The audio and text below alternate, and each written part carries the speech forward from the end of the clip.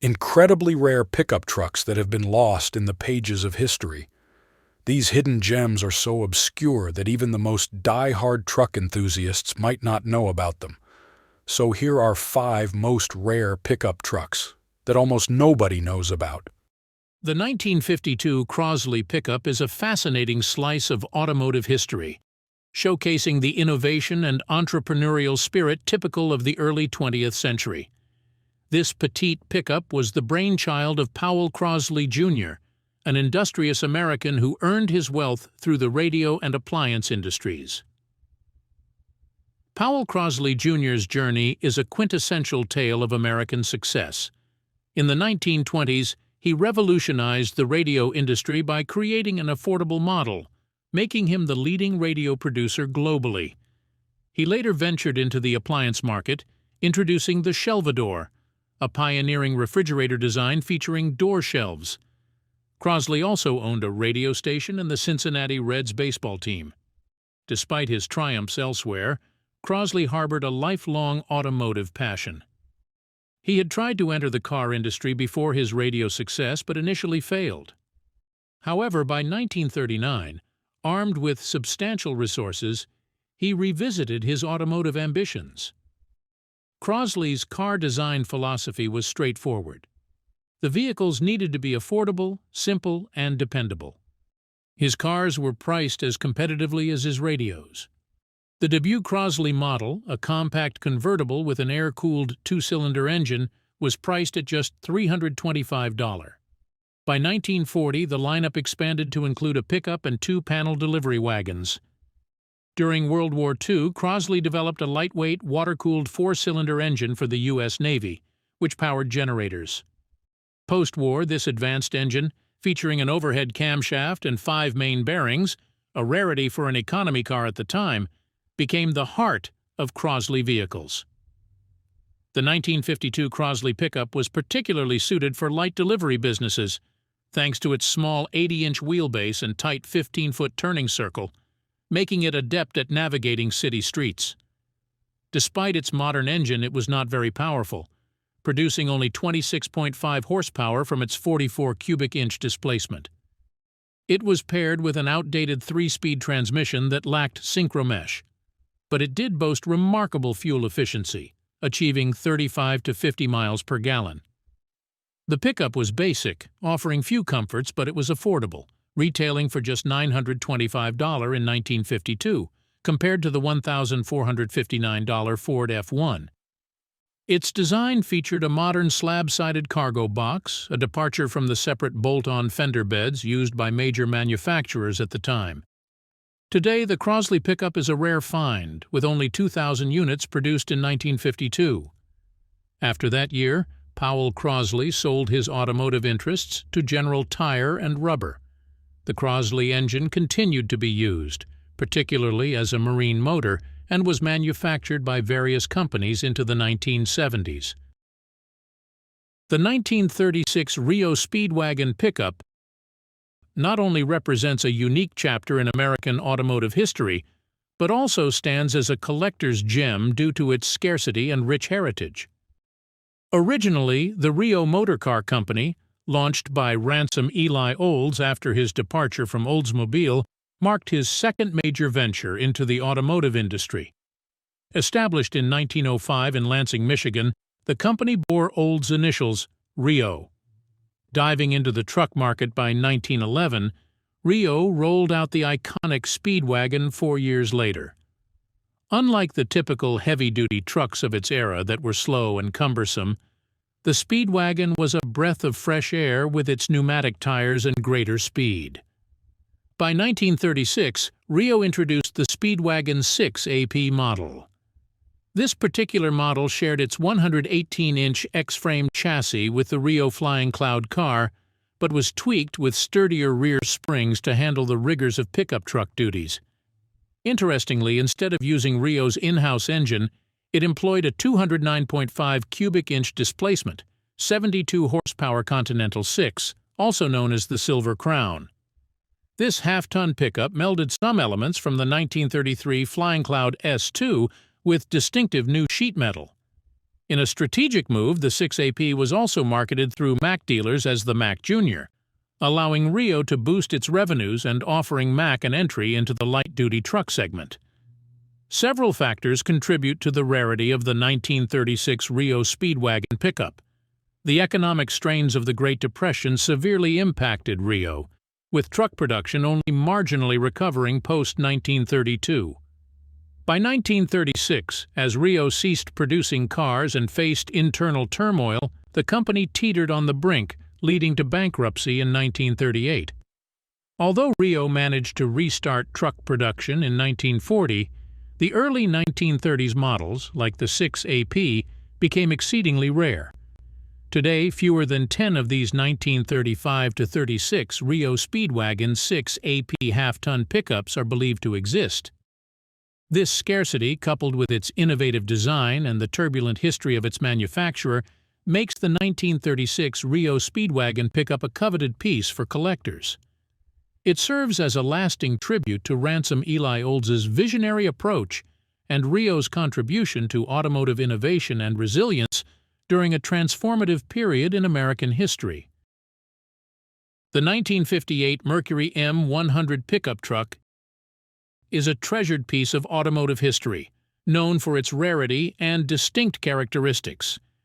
This vehicle is part of the Mercury M series, which were trucks produced by the Mercury division of Ford Motor Company from 1947 to 1968. These trucks were primarily sold in Canada and were essentially a rebadged version of the popular Ford F-Series. Back in 1946, Ford of Canada separated its Ford and Lincoln Mercury divisions into distinct sales networks. This move introduced trucks under the Mercury name, with unique features such as a specialized grille and different trim options to distinguish them from Ford's models. This strategy helped cover more ground in rural areas where dealerships were sparse. The 1958 M100 model is a full-size pickup with a classic front-engine, rear-wheel drive configuration.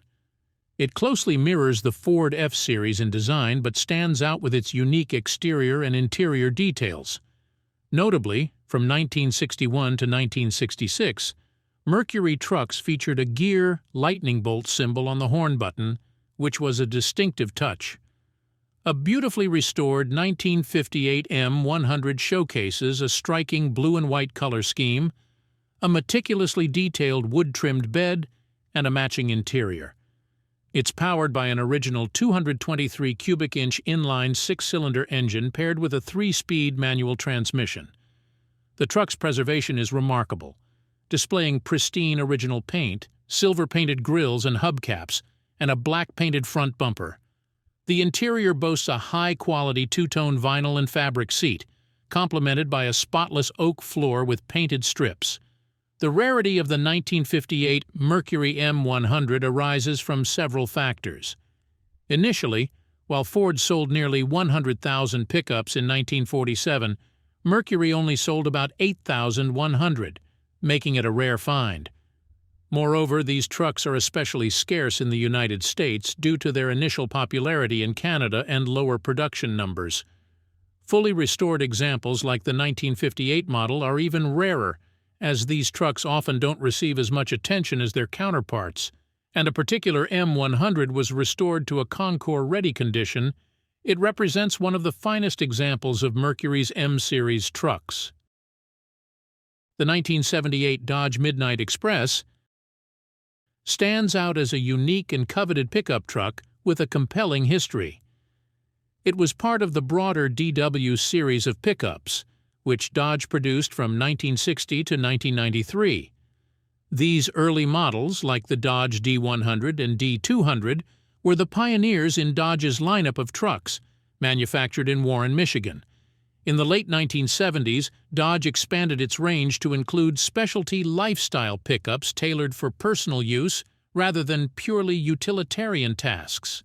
This line included eye-catching models like the Dodge Warlock, the Dodge Lil Red Express, and notably the Midnite Express exclusive to the 1978 model year. The Midnite Express shared many features with the Lil Red Express, such as exhaust stacks, fancy wheels, and striking gold pinstriping. However, it sported a sleek black paint job and featured a distinctive Midnite Express truck decal on its door. Interestingly, the Midnite Express was born out of necessity. It was developed to meet noise standards that its sibling, the Lil Red Express, failed to achieve. Despite being a product of regulatory compliance, the Midnite Express has carved out its status as an iconic pickup in its own right. Its rarity adds to its allure. Dodge produced only about 200 units in 1978, making it an elusive find for collectors today. This scarcity is compounded by the fact that there are no official production numbers since each unit was assembled by Dodge dealers authorized to modify the Dodge Warlock into a Midnite Express. Under the hood, the Midnite Express boasted a potent setup, featuring a rebuilt Magnum 440 engine coupled with a robust 737 automatic transmission. This configuration ensured that it wasn't just a showpiece, but a powerful performer as well. Dubbed the older brother to the Little Red Express, the Midnite Express stands out as a significant model with numerous upgrades and a noteworthy narrative in the history of special edition trucks. Its limited run and distinctive features continue to make it highly sought after by automotive enthusiasts and collectors alike. The Jeep CJ10 is a unique and intriguing chapter in the history of Jeep vehicles, drawing the attention of both enthusiasts and collectors.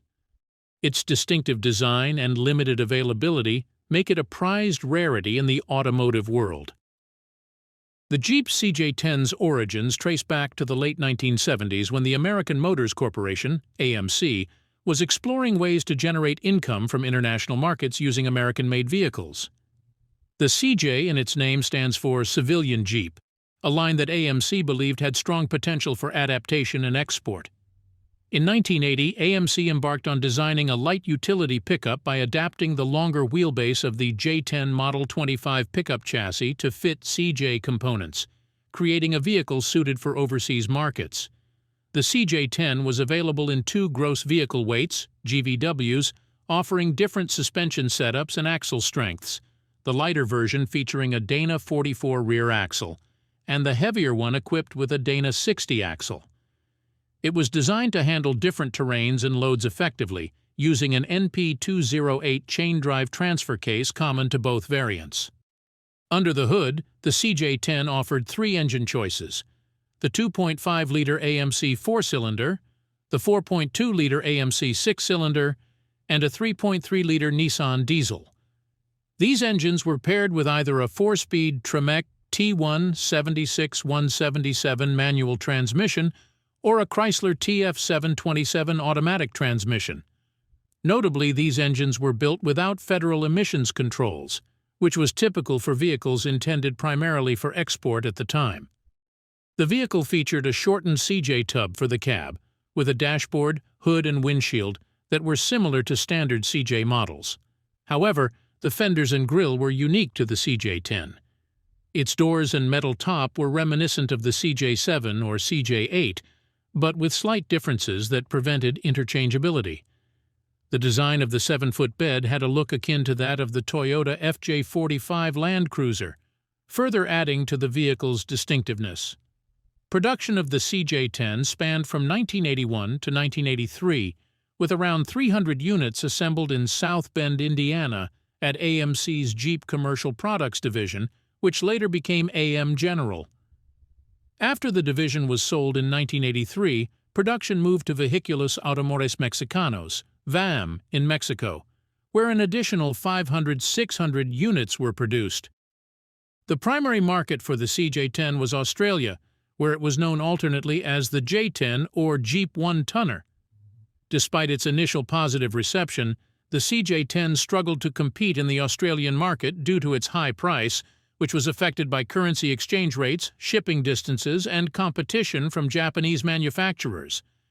In the U.S., the CJ10 was rarely seen, as it was sold mainly for commercial and military use overseas.